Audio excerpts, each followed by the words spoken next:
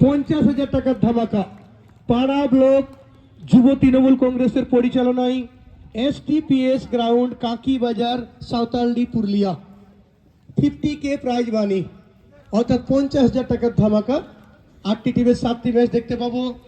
আবার সেই ফাইনালের পরে কিন্তু আমরা একটা চ্যারিটি ম্যাচ মেয়েদের ম্যাচ দেখতে পাবো, যেটা খবর পাচ্ছি। তো চলুন ম্যাচ অফিসিয়াল আমরা শুরু করুন। আপনারা যেভাবে করেন প্রথমেই দেখুন দর্শকদেরকে অভিবাদন সম্বর্ধনা জানালেন। শুরু করুন হ্যাঁ করে দিন।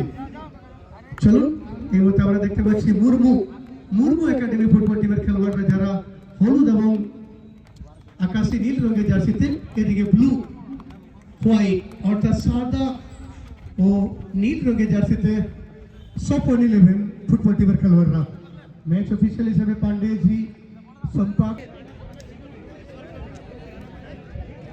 3, 2, 1 let's football. 50K prize money.